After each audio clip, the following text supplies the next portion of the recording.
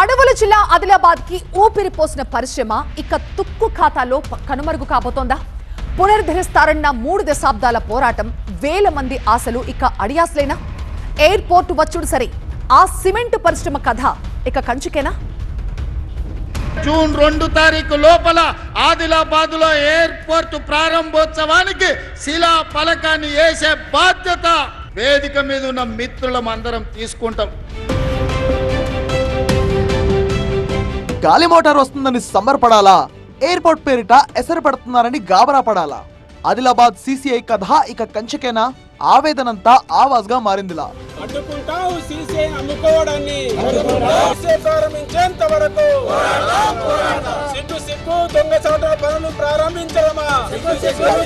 సమాధానం చెప్పాలి ఎంపీ ఎమ్మెల్యేలు వెంటనే. కొలువుల ఎర్రతో నాడు భూముల్ని లాగేశారు, నేడు రీఓపెన్ చేస్తామన్న హామీని గాల్లో కలిపేశారని గొల్లుమంటున్నారు ఆదిలాబాద్ జిల్లా సిసిఐ నిర్వాసితులు. ఆదిలాబాద్ సిమెంట్ ఫ్యాక్టరీకి భూములు ఇచ్చిన రైతుగా మాట్లాడుతున్నాను నేను. ఇక్కడ సిమెంట్ ఫ్యాక్టరీ నెలకొల్పడానికి 772 ఎకరాల భూమి సేకరించడం జరిగింది. అప్పుడు సేకరించేటప్పుడు ఇక్కడ ఫ్యాక్టరీ 100 సంవత్సరాలు నడుస్తుంది, మీకు 100 సంవత్సరాలు ఉద్యోగాలు ఉంటాయని చెప్పి మాకు ఎకరం భూమికి 3,000 రూపాయల చొప్పున అప్పుడు ఇవ్వడం జరిగింది. 15 సంవత్సరాలకే సిమెంట్ ఫ్యాక్టరీని మూత వేయడం జరిగింది.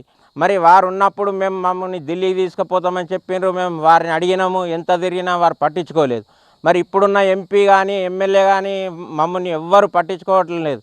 మరి అప్పుడు అమిత్ షా గారు ఆదిలాబాద్కి ఎన్నికల సమయంలో వచ్చి ఇక్కడ ఎమ్మెల్యేని ఎంపీని గెలిపిస్తే తప్పకుండా సీసీఐని తెరిపిస్తామని అమిత్ షా గారు కూడా మాట ఇవ్వడం జరిగింది.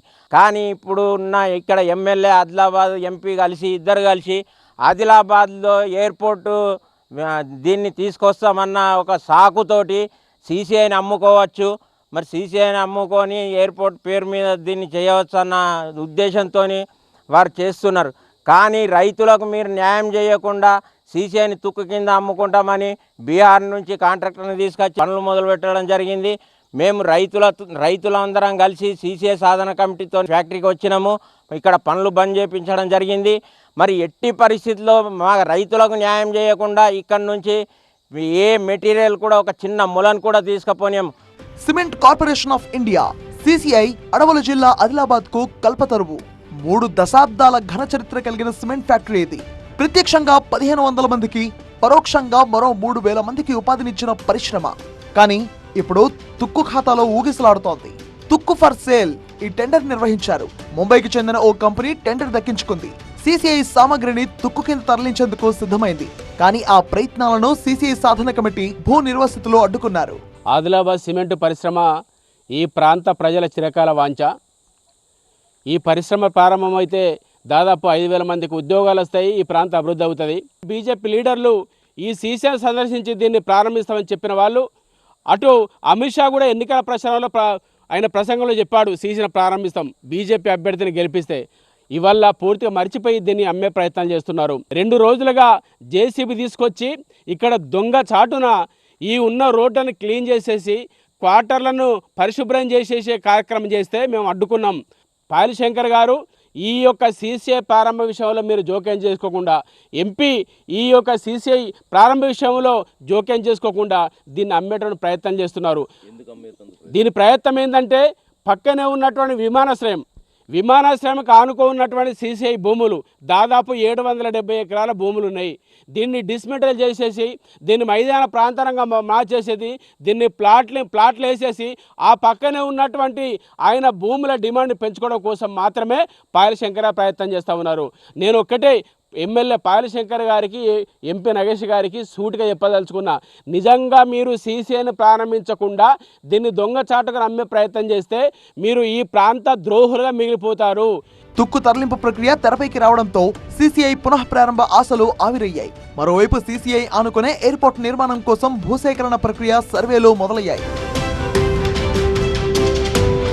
సిసిఐని తుక్కు ఖాతాలో అమ్మకానికి పెట్టడం సరికాదంటున్నారు స్థానికులు. సిసిఐని పునరుద్ధరించాలని డిమాండ్ చేస్తున్నారు. మరి రీఓపెనింగ్ అవకాశం ఉందా? మొదలుగానైతే నేను కేంద్ర ప్రభుత్వాన్ని ఒక విజ్ఞప్తి చేసిన, ఆ ఉన్నటువంటి సిమెంట్ ఫ్యాక్టరీ పునరుద్ధరణ కొరకు పీపీపీ మోడ్లో ఏదైనా అవకాశం ఉంటే ప్రయత్నం చేయండి అంటే దానికి కేంద్ర మంత్రి వాళ్ళు సానుకూలంగా స్పందించారు. అయితే ఇక్కడ ఉన్నటువంటి ఒక ఇబ్బంది ఏంటంటే ఆ సిమెంట్ ఫ్యాక్టరీకి సంబంధించినటువంటి సున్నపురాయి లీజు దాని గడువు పూర్తి అయిపోయింది. ఇప్పటికే అది సిమెంట్ పరిశ్రమ తుక్కు అయితే స్క్రాప్ ఉందో దానికి టెండర్ అయింది, అది డిస్మెంటల్ కూడా అయ్యేటటువంటి అవకాశం ఉన్నది.